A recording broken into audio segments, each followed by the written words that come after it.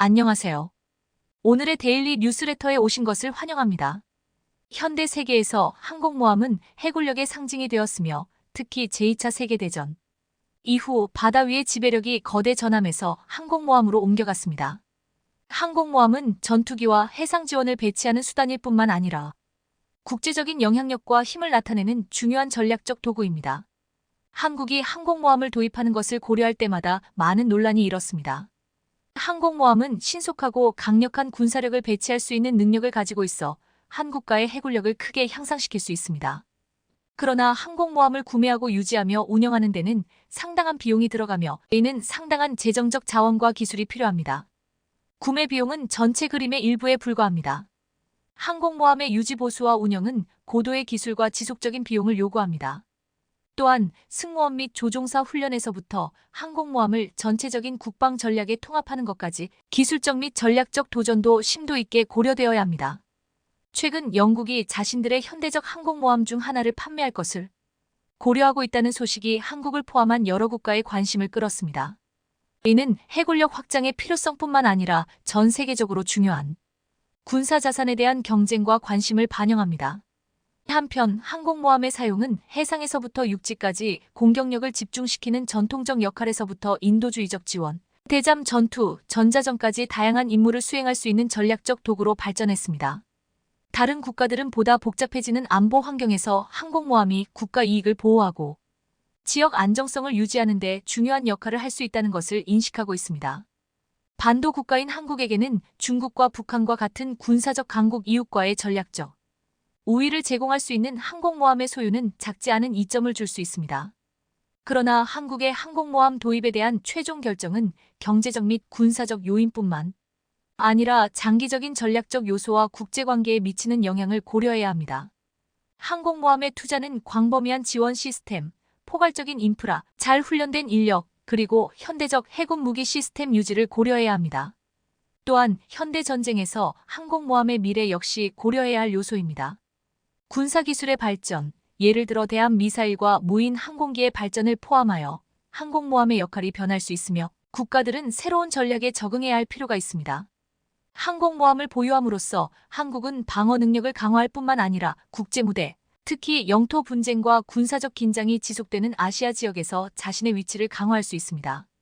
동시에 이는 한국의 능력과 영토 및 국가 이익을 보호하려는 결단력에 대한 강력한 메시지를 잠재적 경쟁자에게 전달합니다. 2021년 3월 영국의 텔레그래프는 한국의 기업들이 영국 기업들과 비공식적으로 접촉하여 항공모함 기술 수출에 대해 논의했다고 보도했습니다. 한국의 방위사업청은 이러한 공식적인 논의에 대한 정보를 부인했으나 양국 기업 간의 협력이 있었다는 일부 소식통은 확인되었습니다. 2021년 9월 현대중공업과 영국의 바브콕 사이의 협력이 한국형 경항공모함 CVX 개발 프로젝트에 주목을 받았습니다. 이 협력의 목표는 경항공모함의 설계 및 건조에 집중하는 것이며 바브콕 퀸 엘리자베스 항공모함 개발에 참여한 회사의 기술과 경험을 활용하는 것입니다. 기술 개발과 새로운 선박 건조 외에도 영국이 자국의 항공모함을 판매할지 여부에 대한 결정도 중요한 이슈입니다. 주된 이유는 재정적 어려움과 국방 예산의 축소로 두 대의 항공모함을 유지하는 것이 부담이 되었습니다. 게다가 영국의 로지스틱 지원함 포트 빅토리아호가 2028년에 은퇴할 예정이며 새로운 선박을 건조하거나 도입할 계획이 없어 항공모함의 활동 지원에 대한 도전이 제기됩니다. 이는 인력 부족 문제와 함께 항공모함의 효율적인 운영에 대한 어려움을 부각시킵니다. 항공모함은 이동 가능한 항공기지 역할을 하며 공군 지원, 대함 및 대잠 작전과 같은 다양한 군사 임무를 수행하는 능력을 제공함으로써 중요한 해상 루트 보호에 기여합니다. 전 세계 어느 지역에서든지 임무를 수행할 수 있는 유연성과 독립성은 항공모함의 전략적 가치를 크게 증가시킵니다. 이는 국제적 영향력을 강화하고 국제적 협상 및 관계 설정에서 부인할 수 없는 이점을 제공합니다.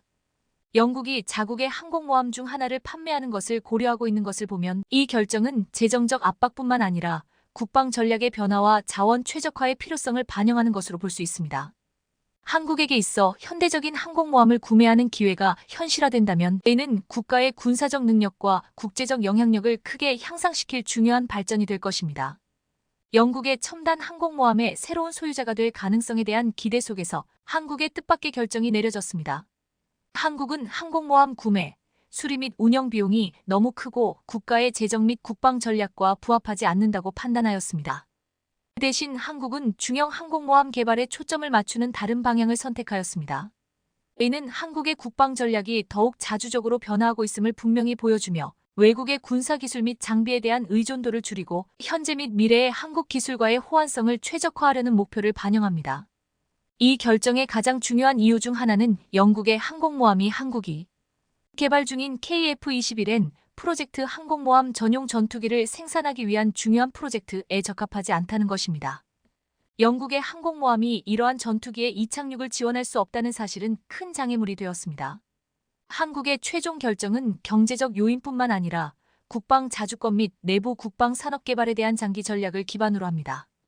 한국은 항공모함과 전투기 등 첨단 군사 장비의 자체 개발 및 생산 능력을 갖춘 국방 강국으로 자리매김하려는 목표를 세우고 있으며 이는 외국 기술에 대한 의존도를 줄이고 국방력과 독립성을 강화할 것입니다. 이제 한국의 항공모함 개발 계획에 대해 더 자세히 살펴보겠습니다. 최근 논란이 되었던 경항모 사업과 관련 한국 정부는 어떠한 반응을 보이지 않았는데요. 알고 보니 세계를 깜짝 놀라게 만들 만한 이야기가 수면 아래에서 진행 중이었습니다. 바로 경항모가 아닌 중항모를 한국이 건조할 예정이며 이를 위해 한화그룹이 적극적으로 움직이고 있다는 사실이 공개된 것인데요. 조만간 한국이 보유하게 될 중항모는 대체 어떤 종류이며 한국이 어떻게 항모 사업을 이어갈 수 있게 되었는지에 대해 지금부터 자세하게 설명해 드리겠습니다. 340척의 숫자는 한국 해역을 제 집 드나들듯이 침범했던 중국 군함의 숫자입니다. 공동관할 해역이 아닌 한국 단독 해역에 함부로 들어온 것을 센 숫자인데요.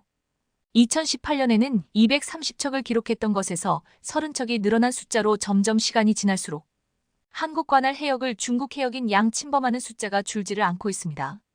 작년 기준 340척을 기록하며 최대치를 기록했죠. 국회 국방위원회 임병헌 의원이 공개한 자료에 따르면 작년 8월 기준 남해를 통해 침범한 중국 선박은 110척, 서해를 통해 침범한 선박은 50척에 달했고 동해에서 발견된 선박은 10척에 달했습니다. 8월 한 달 기준으로 170척이 한국 항해를 버젓이 드나들었던 것이죠. 이조차도 한국 군함이 출격해 쫓아낸 숫자입니다. 한국 군함 몰래 침입한 숫자를 생각해보면 정신이 아득해질 정도로 중국 군함은 한국 경계 수역을 유린하고 있는데요.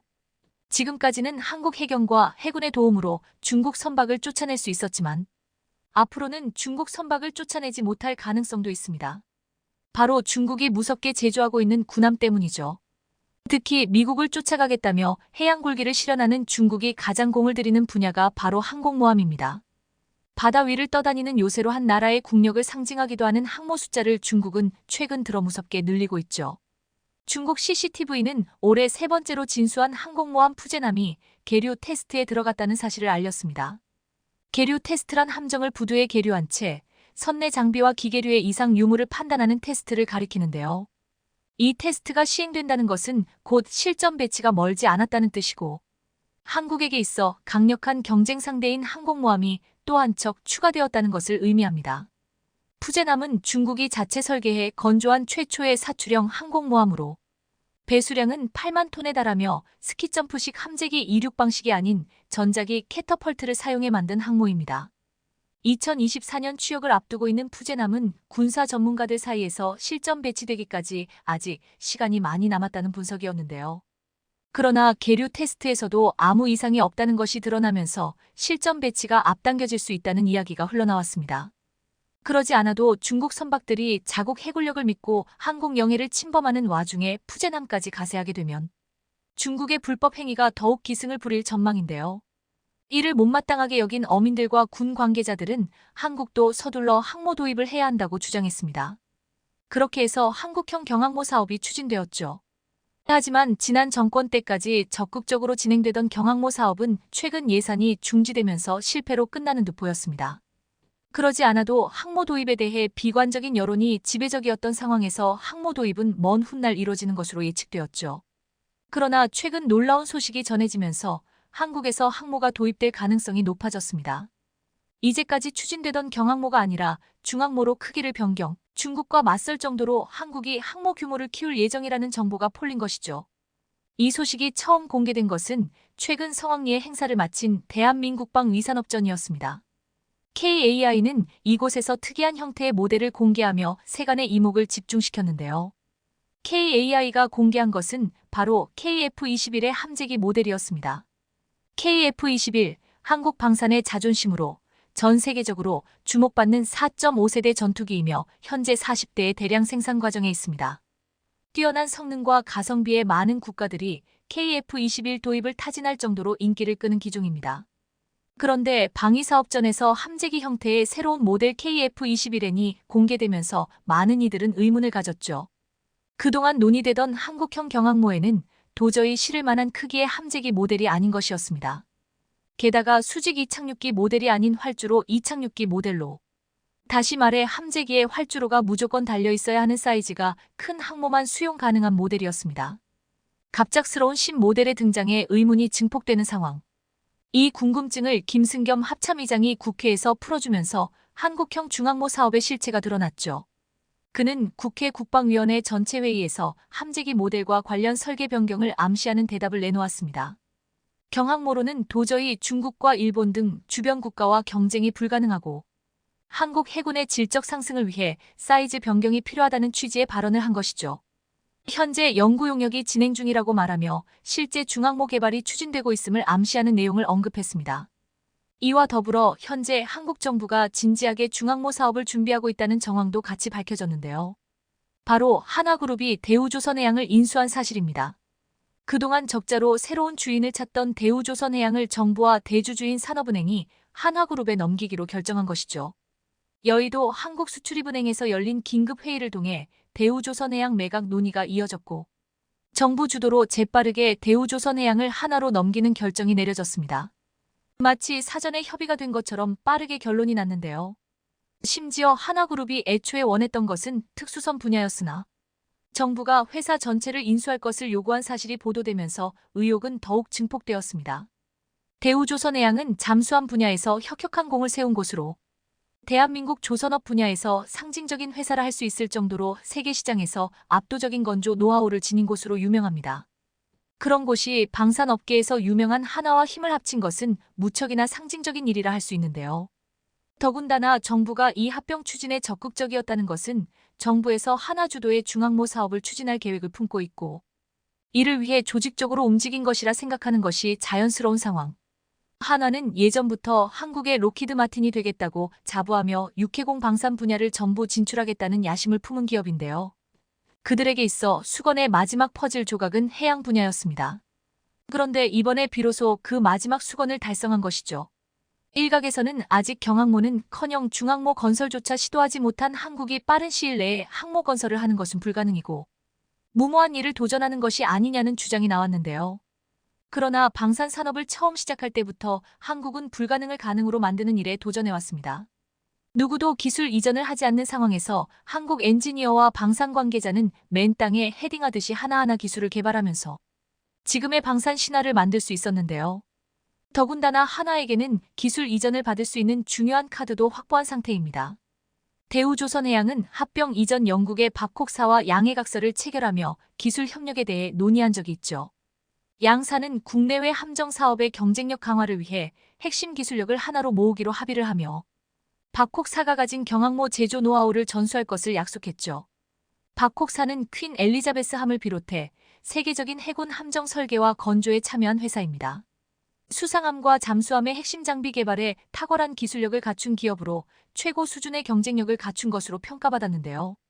애초에 대우조선해양이 babcock사와 업무 협약을 맺은 것은 경항모 사업에 필요한 노하우를 전수받기 위해서였죠. 그런데 한화에 합병된 이상 경항모가 아닌 중항모로 설계 변경이 논의되면서 오히려 이상적인 형태로 사태가 전개된 것인데요. 영국의 대표 함정이라 할 수 있는 퀸 엘리자베스호는 중항모로 설계되었고 엘리자베스 개발에 직접적으로 개입한 babcock사는 전 세계 동들어서 몇 안 되는 중항모 건설 노하우를 가진 기업이라 할 수 있습니다. 한화는 대우조선해양 인수로 양해각서까지 인계받으면서 중항모 건설 및 설계에 박차를 가할 수 있는 셈이죠. 게다가 항모에 있어 필수적인 전자전 장비와 레이더에 있어 한화는 세계적인 수준의 기술력을 갖추고 있는 상황. 너무나도 유리한 조건이 조성되면서 한국이 경항모가 아닌 중항모 개발하는 데는 그 어떤 어려움이 없게 된 것이죠. 사실상 중항모 개발에는 프로젝트 추진 의사만 있으면 되는 가운데 한화는 발 빠르게 움직이고 있죠. 세계적인 수준으로 점점 업그레이드되고 있는 한국 방산. 자기 해역인 것처럼 서해를 침범하는 중국의 아나무인한 행동을 한국 중항모로 견제할 수 있기를 기원해 보겠습니다. 최근 국내 조선업체들이 방위사업청과 함께 최근 미국 현지의 군함 제조사를 방문해 그 배경에 관심이 쏠리고 있습니다. 미 해군 함정의 건조와 수리에 한국 조선사들이 참여할 수 있을 거란 관측이 제기되면서 한국 방산이 미 함정 사업에 참여할 가능성이 높아지고 있기 때문인데요. 17일 방사청에 따르면 방사청과 조선업체 대표단이 지난 13에서 15일 미국의 조선소 및 함정 획득 관련 기관을 찾아 현지 시설을 둘러본 것으로 알려졌습니다. 이번 현장 방문은 함정 사업 분야의 대미 협력 및 수출 지원 활동의 일환으로 이루어졌는데 국내 조선업체 중에서는 HD현대중공업과 HJ중공업, SK오션플랜트, 한화오션 등 4개사가 함께했습니다. 방사청 관계자에 따르면 작년 1월부터 2번에 걸쳐 진행한 한미 함정사업 분야 교류협력회의에서 우리 업체들의 현장 방문이 처음 논의된 것으로 알려졌습니다. 이후 올해 9월 미 해군 해상체계사령부 NAVSEA에서 정식으로 우리를 초청했고 이번에 방문하게 된 겁니다. NAVSEA는 미 해군이 필요로 하는 함선 및 전투체계 획득을 위해 연구개발과 함선 건조 등의 임무를 수행하는 곳으로 이번에 우리 조선업체 대표단은 NAVSEA에서 미 해군의 함정사업 담당자들과 사업 참여를 위한 협력 방안을 논의했습니다. 여기에 더해 우리 방산 대표단은 미 함정 획득기관인 NAVSEA와 함께 헌팅턴 잉걸스, 오스탈, 지디나스코, 노퍽, 해군 조선소 등 미국 조선소를 찾아 현지 분위기를 살펴봤습니다. 방산업계에 따르면 헌팅턴 잉걸스와 오스탈은 미 해군의 알레이버크급 구축함과 인디펜던스급 연안 전투함을 건조한 조선소이며 지디나스코와 노퍽 조선소는 함정 수리 및 정비를 전담하고 있는 것으로 알려졌습니다. 현재 조선업계에선 국내 조선사들이 미국 내 생산 거점을 인수하는 방식으로 미 해군 사업에 참여할 가능성을 점치고 있습니다. 한화오션의 경우 미 방산 시장 진출을 위해 필라델피아에 있는 필리 조선소 인수를 검토하고 있는 중으로 이번에 NAVSEA와 함께 미 조선소를 잇따라 방문한 것과 이와 무관치 않다는 해석입니다. 실제로 우리 방산업계 관계자도 국내 조선소들이 미국 조선업체를 인수해 북미 방산 시장에 본격 진출하려는 계획을 세우고 있다고 귀띔하기도 했습니다. 이렇듯 국내 조선업체는 미 해군 함정 수리 사업, 신조함정 건조 사업 등 다양한 사업에 걸쳐 미국 시장에 출사표를 던지고 있는데요. 오늘은 미 해군이 한국에 공식적으로 SOS를 친 이유가 무엇인지, 미 해군 사업에서 한국이 선택될 수밖에 없는 이유에 대해 자세히 알아보겠습니다. 미국은 20세기 초 당시 루스벨트 대통령의 대백색 함대 계획에 따라 대규모 해군을 건설하기 시작했는데요. 이때부터 성장한 미국의 조선 산업 인프라는 2차 세계대전 때 군함과 상선을 찍어내듯 생산하면서 독일과 일본을 압도하는 데 결정적 역할을 했습니다.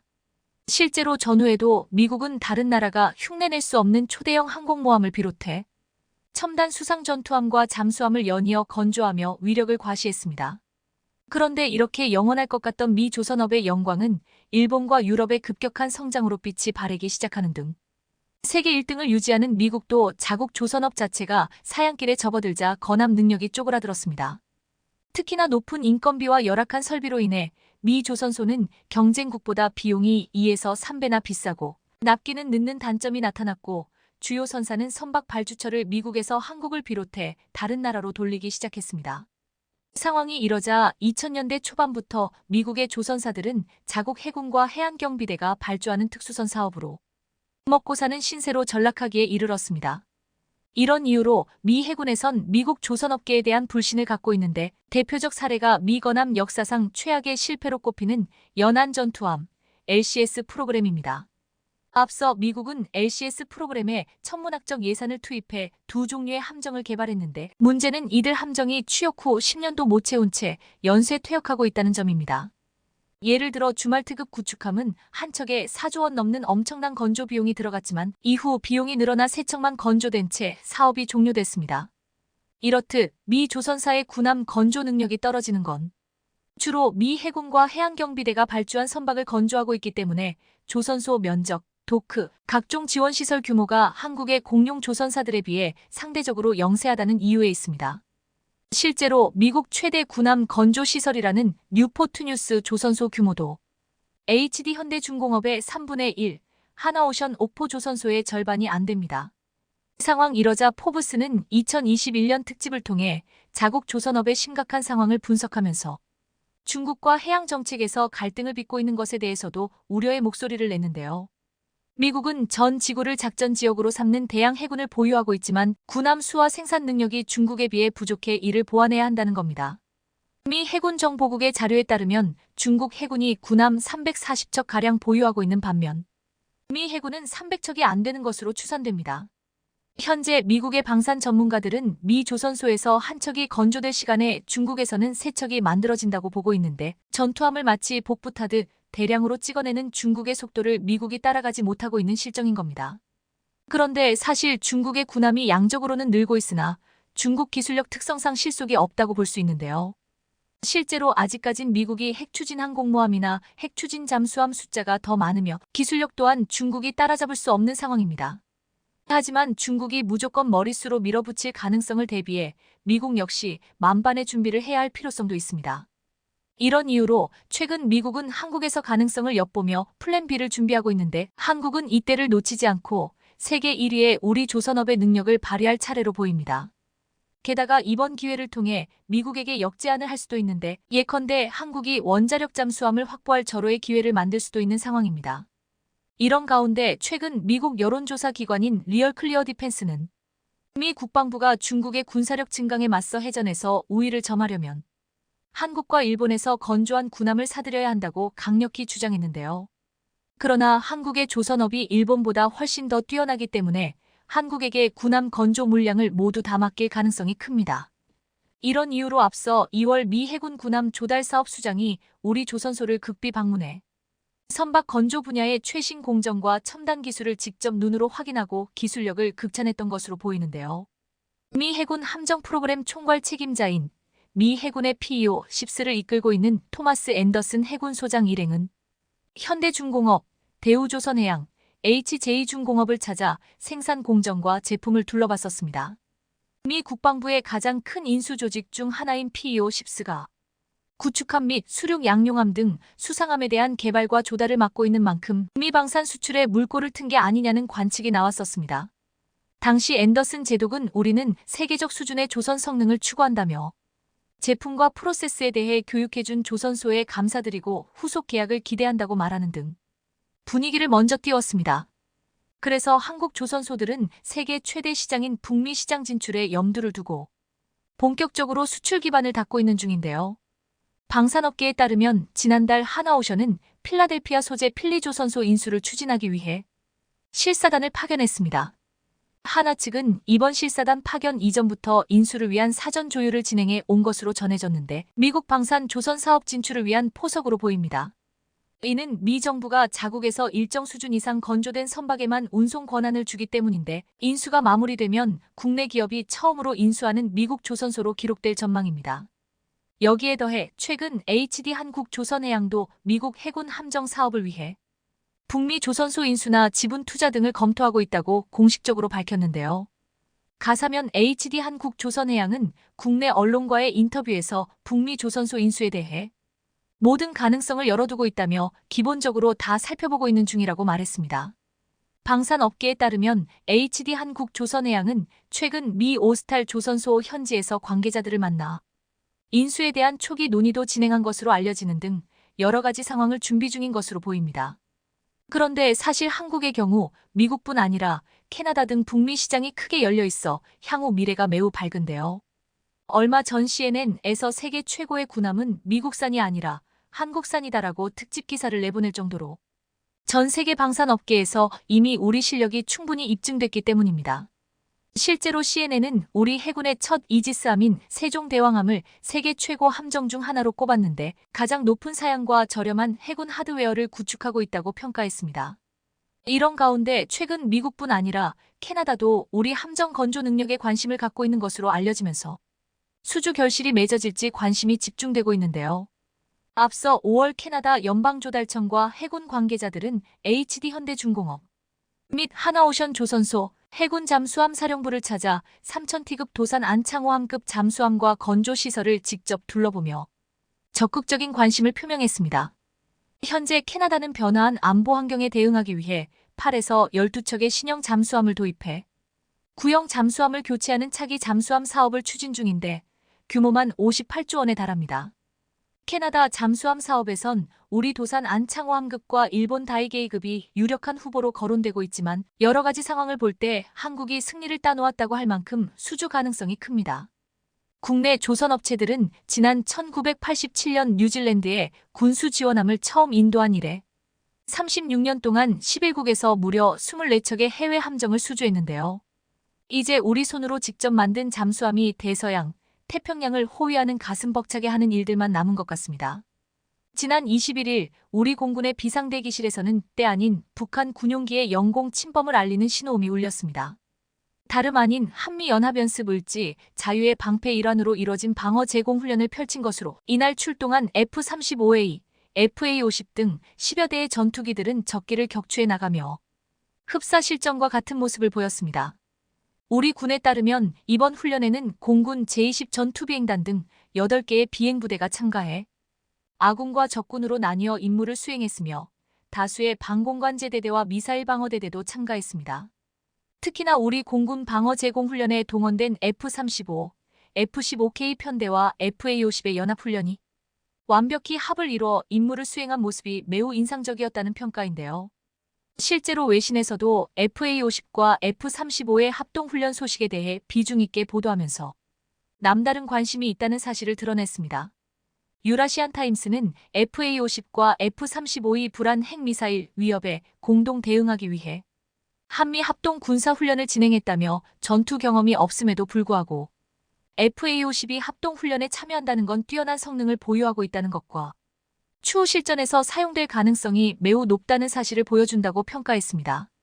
이런 상황에 최근 폴란드에서는 연말까지 FA-50을 추가 도입한다는 소식을 알려오며 폴란드 공군이 보유한 미그-29를 FA-50으로 빠르게 대체할 것임을 알려왔는데요.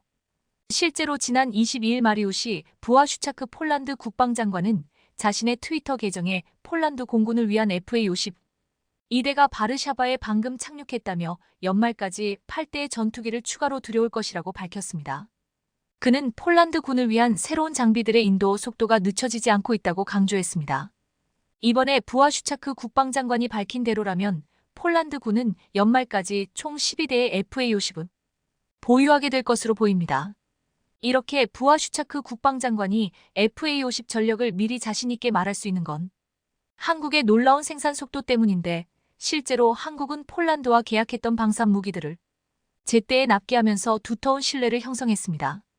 폴란드 입장에서는 벨라루스를 통해 러시아가 압박을 가하고 있는 상황에서 한국의 빠른 생산 속도 덕분에 부족한 전력을 언제 보충하고 투입할 수 있을지 미리 계획할 수 있어 무한한 애정을 보내고 있는데요. 실제로 이런 이유로 부아슈차크 국방장관은 FA-50GF의 연내 배치 계획이 차질 없이 진행될 거라고 연신 간주하고 있는 중으로 폴란드 공군에서도 누구보다도 FA-50을 적극 홍보하고 있다고 합니다. 부아슈차크 국방장관은 21일 열린 FA-50 공개 행사에서도 현지 기자들과 만나 FA-50GF 2기를 인수했으며 연말까지 추가로 10기가 도착할 예정이라고 밝혔었습니다. 앞서 KAI와 총 48기의 FA-50 공급 계약을 체결한 쫄란드는 올해 말까지 FA-50GF 12기를 받기로 돼 있었는데 매달 2에서 3대의 FA-50가 폴란드로 향할 거란 이야기입니다. 이에 앞서 KAI는 지난달 FA-50GF 1, 2호기를 출고하고 폴란드 공군에 인도를 완료했는데요. 이렇게 인도된 FA-50은 지난달 마인스크 마조비에츠키 제23 전술 항공기지에서 시험 비행을 진행했으며 폴란드 국군의 날 행사에도 주축으로 참여해 미그-29와 함께 비행하며 성공적으로 신고식을 치렀습니다. 부아슈차크 국방장관은 오매물만 기다렸던 FA-50GF를 인도받고 나서 소련제 항공기보다 몇 배는 더 낫다고 입이 닳도록 칭찬하기에 바빴습니다. 그러면서 그는 폴란드 정부는 기록적인 속도로 소련시대 군용기를 FA-50과 같은 서구 장비로 교체하고 있다며 FA-50의 우수성을 우회적으로 자랑했습니다. 실제로 앞서 개최된 폴란드 국군의 날 행사에서는 미그 29가 떠나고 FA-50이 들어온다는 의미의 비행쇼를 선보이며 전력 교체를 쫄란드 국민들에게 대대적으로 알렸는데요. 이날 폴란드 공군은 미그 29를 FA-50과 함께 비행하는 모습을 드러내고 난 뒤 미그 29가 먼저 편대를 이탈하면서 FA-50로 교체되는 퍼포먼스를 했습니다. 앞서 한국에서 비행 훈련을 받고 이번 행사에서 FA-50을 직접 조종하게 된 쫄란드 야첵 스톨라렉 소령은 이전에 비행한 미그 29보다 FA-50의 기술이 더 뛰어나다고 놀라움을 드러냈습니다. 그는 FA-50의 비행 범위와 성능은 기대를 훨씬 넘어섰다며 FA-50은 인체공학적으로 설계되어 있는 등 조종사들이 임무를 완벽하게 완수할 수 있도록 하는 최적의 기체라고 평가했습니다. 그런데 일각에서는 FA-50GF의 다른 전투기들에 비해 무장이 약한 것 아니냐는 주장이 나오고 있는데 FA-50GF를 도입한다고 하더라도 쫄란드 공군이 전술적으로 이용할 수 있을지 의문이라며 폴란드에 인도된 FA-50GF는 TA-50 전술입문 훈련기 블록II를 토대로 만들어졌는데요. 기총과 공대 공공대지 무장을 기본으로 탑재하며 FA-50에 장착된 통합정밀 직격탄을 비롯한 정밀 유도무기를 운용할 수 있습니다. 레이더 경보 수신기 등을 장착해 적군으로부터 항공기를 보호하는 능력을 높였으며 야간 임무 수행도 가능한 것으로 전해집니다. 그런데 FA-50GF의 경우 폴란드가 우크라이나에게 미그 29를 공여하면서 전력 공백을 빠르게 메우기 위한 목적이 가장 컸기에 상대적으로 무장이 약할 수 있지만 앞으로 쫄란드에 공급할 FA-50PL은 블록 20 버전으로 이런 쓸데없는 걱정을 하지 않아도 될 것 같은데요. 실제로 쫄란드 공군의 요구를 반영한 FA-50PL은 AESA 레이더인 팬텀 스트라이크를 탑재하며 공중 급류 기능과 더불어 정밀 유도무기 등을 운용하는 능력도 갖출 전망입니다. 실제로 KAI는 FA-50PL에 대해 F-16 이상의 성능을 갖출 것이라고 밝혔습니다. 여기에 더해 스나이퍼 타겟팅 포드, 레이저 유도폭탄 등으로 무장이 더욱더 강력해질 예정으로 폴란드에 배치된 FA-50GF 역시 나중에 블록 20으로 개량할 수 있기에 일각의 우려를 완전히 물식시킬 것으로 보입니다.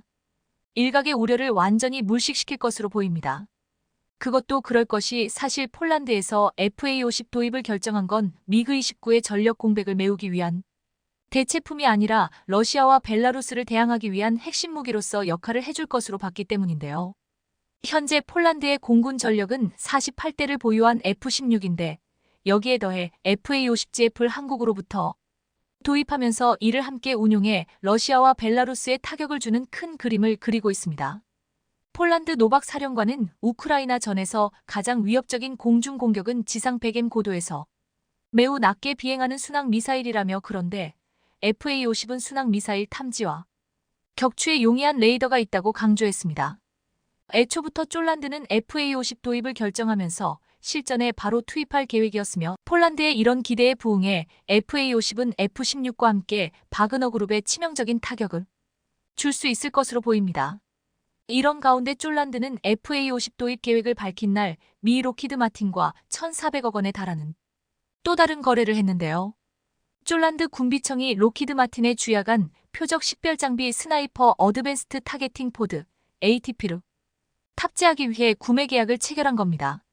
지난 18일 쫄란드는 FA-50 전투기에 로키드 마틴의 ANA-AQ-33 스나이퍼 ATP 34대를 장착한다고 밝히면서 미국으로부터 스나이퍼 표적 포드를 공급받기로 했다고 밝혔습니다. 스나이퍼 ATP는 로키드 마틴이 제작한 3세대 타겟팅 포드로 전투기에 장착돼 야간 전천 후의 상황에서 지상 목표물을 식별, 자동 추적, 정밀 유도 지시 기능을 수행합니다. 이번에 도입하는 건 로키드 마틴 2세대 랜턴 타겟팅 포드의 후속 모델로 랜턴보다 탐지거리가 5배 늘어나 매우 정밀하게 장거리에서 목표물을 탐지하고 추적할 수 있게 해준다는 설명입니다. 사실 폴란드의 스나이퍼 ATP 구매는 올 상반기부터 추진됐는데 이는 원래 FA-50PL의 사양에 포함됐었습니다. 우리 군의 4.5세대 전투기 KF-16과 F-15에도 스나이퍼 ATP가 장착돼 있는 상태인데요. 이렇게 FA-50P의 스나이퍼 ATP까지 탑재돼 업그레이드 된다면 경공격기로 알려진 FA-50은 비로소 멀티를 제공 전투기인 F-16에 맞먹는 성능을 발휘할 수 있을 것으로 보입니다. 게다가 최근 한화 에어로스페이스가 전투기 엔진 소재 국산화에 나서면서 한국방산의 레벨업이 기대되고 있는 상황인데요. 현재 한국은 엔진에서 뿜어지는 섭씨 1500도 이상의 화염을 견뎌야 하는 특수 소재를 전량 수입산에 의존하고 있는데 국산화에 성공한다면 세계 시장에서 막강한 경쟁력을 가질 것으로 보입니다. 한화에로스페이스는 2026년까지 인코넬 718 제조 기술을 국산화하고 데이터베이스를 구축하는 게 목표로 인코넬 718은 내열성이 높아 섭씨 1500도 이상의 화염을 견딜 수 있어 항공엔진에 가장 많이 사용되는 특수합금입니다. 40년간 9,000대 이상의 항공엔진을 생산해온 한화에어로스페이스가 엔진 소재 국산화에 성공한다면 자주 국방은 물론 방산 수출에서도 엄청난 기회를 가져다 것으로 보입니다. 안 그래도 우리 주요 방산 업체들이 해외에서 거둬들이고 있는 매출이 상당한 수준인데요. 실제로 방산업계에 따르면 올 상반기 국내 방산업체들의 전체 매출 중 3분의 1을 해외 수출을 통해 거둔 것으로 나타났습니다. 특히나 한화에어로스페이스, KAI, LI지넥스원, 현대로템 등 방산 4사의 총 매출은 작년보다 2배 이상 늘며 저력을 보여줬습니다. 이런 성과는 작년에 폴란드와 역대급 수출 계약을 맺은 이후 올해 본격적으로 제품 공급이 이뤄지면서 매출이 급등했다는 설명입니다. 해외 방산 시장에서 우리나라 방산 존재감이 날로 커지고 있는 것으로 보이는데요. 현재 폴란드는 물론 중동, 호주 등 다양한 국가들과 방산 분야에서 여러 계약 논의가 진행되고 있는 만큼 남은 하반기 역시 눈부신 활약을 기대해봐도 좋을 것 같습니다. 오늘 준비한 소식은 여기까지입니다. 댓글을 통한 여러분들의 많은 의견 기다리겠습니다. 최근 방위사업청에서 공개한 KF-21 업무보고서에서 깜짝 놀랄만한 사실이 밝혀졌습니다. 방사정이 전한 말에 따르면 지금까지의 서신 교환을 포함해 UAE와 여러 차례의 협의가 진행됐으며 KF-21 전투기 공동 개발에 대한 실질적인 진전이 있었다고 밝힌 것인데요. 동시에 이번 정상회담을 통해 인이를 대신할 실질적인 분담금 협의체를 구성하기로 했다는 사실도 새롭게 알렸습니다. 특히 UAE 측에서는 사업 분담금 30%를 현물 분담금으로 먼저 확정시켰다며 궁정적인 사안이 오고 갔다는 건데요. 이 소식에 인도네시아는 정말로 당황한 모습을 보여주고 있습니다. 오늘은 KF-21 전투기의 인도네시아를 대신할 UAE, 아랍에미리트에 대해 알아보겠습니다. 폴란드 등 유럽뿐만이 아니라 한국산 전투기의 중동 수출 현황이 매우 빠르게 진전되고 있습니다. 최근 KF-21 전투기의 수출 계획안을 작업하는 도중 완전히 새로운 국면이 찾아왔다는 소식이 들려왔는데요.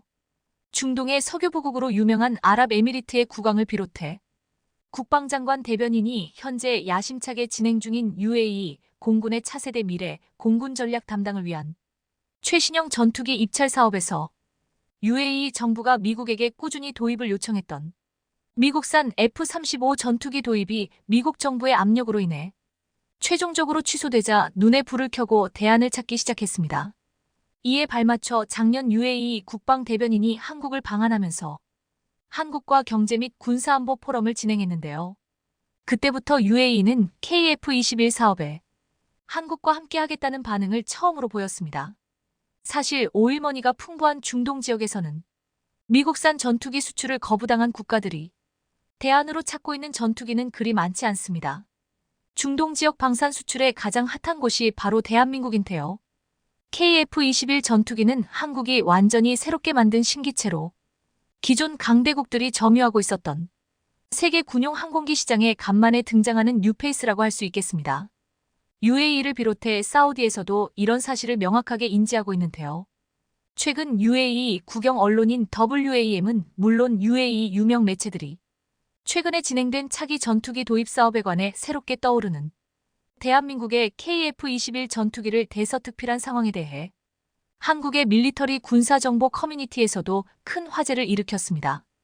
그들은 일자 시험 비행을 성공적으로 완료하고 시제기들이 연이어 조립을 완료해 비행에 성공한 재작년부터 인이를 대신해 자신들을 끼워달라고 지속적으로 요청한 적이 있었는데요. 또한 UAE 유력 군사 전문가들은 미국과 유럽 등 강대 국가들의 전투기 개발 사업 사이에서 KF-21 전투기가 엄청난 주목받은 결정적인 이유를 단번에 언급했습니다. 바로 KF-21 전투기가 요즘에 보기 힘든 최신형 기술로 완전히 기초부터 새로 만든 전투기 신형 기체인 점을 언급했다는 점입니다. 과거 잠수함 사업을 시작으로 인도네시아는 분담금을 지불하지 않았던 게 현실이고 아직까지도 한국을 상대로 간을 보고 있는 행동을 하고 있는 게 현실인데요. 작년 말 예산 배정을 코앞에 두고 질질 끌다가 결국인 인니를 배제하고 양산 단가와 예산을 결정지었습니다. 그리고 결정적으로 우리 한국항공 우주산업의 움직임은 이미 이전과는 다른 모습을 보이고 있어 인도네시아 정부 관료들을 당황하게 만들었는데요. 인니는 정말로 KF21 사업에서 자신들이 배제될까 조마조마해하고 있습니다. KF21 사업에서 인니의 퇴출은 사실상 확정되었고 그 자리에 UAE가 참가할지 아니면 폴란드나 사우디가 될지에 대한 의문은 높아져 가는데요. UAE가 인니 대신 공동개발에 나서면서 다급해진 인니 정부는 분담금 협의체 구성을 요청했는데요. 이건 사실 분담금을 납부하겠다는 게 아니라 어떻게든 분담금 지급 일정을 미루면서 그와 동시에 협의체를 통해 분담금을 낮추거나 이후 추가 기술 이전 전투기 도입 단가, 할인을 포함한 이득을 따져보겠다는 것입니다.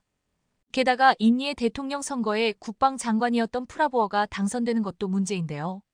한마디로 UAE 참여까지 확인된 가운데 인니 정부는 KF21 사업에 분담금을 납부하지 않아 프라보어의 대통령 당선에 똥물이 튈까봐 최대한 확실한 답변을 미루려고 하고 있습니다. 이런 인니의 행동에 우리 국민들은 공동개발 국가의 사우디아라비아와 UAE의 참여를 환영하고 있습니다. 개발 비용 손해를 막론하고 인니를 KF21 사업에서 서둘러 퇴출하자는 목소리가 나올 정도인데요.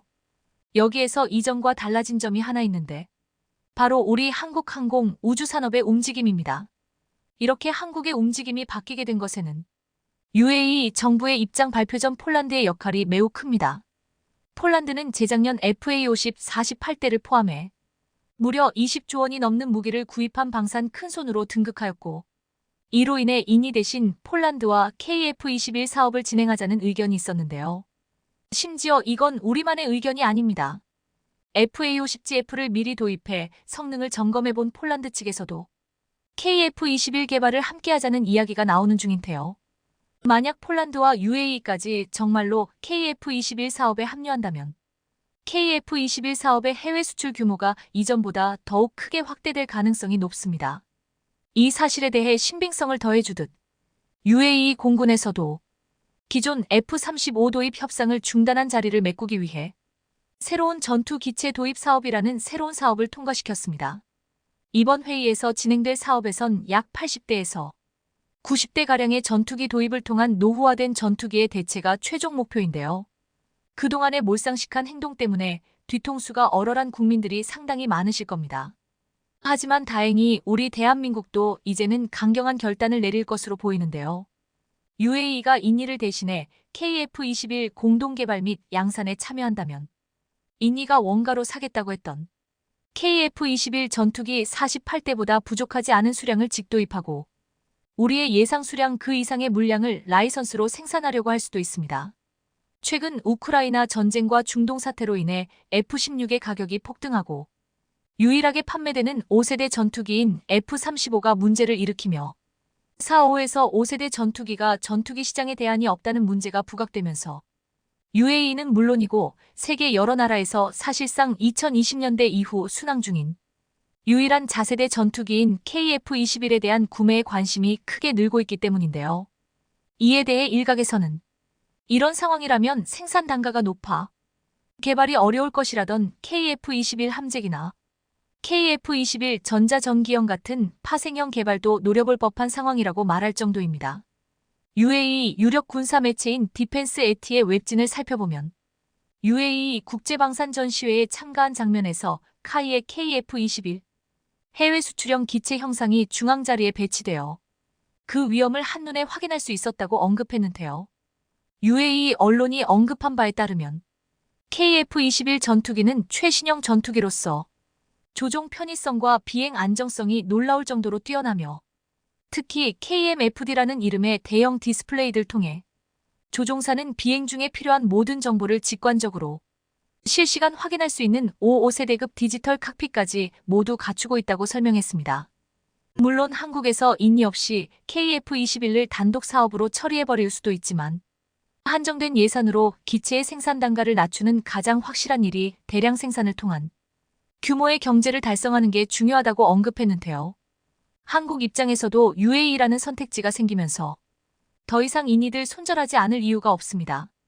UAE나 사우디, 폴란드 등 많은 나라들이 KF-21 공동 개발을 희망하는 만큼 우리의 결정이 중요한 테 실전 양산 기체는 인도네시아 국기가 사라진 모습을 볼 수 있을 겁니다.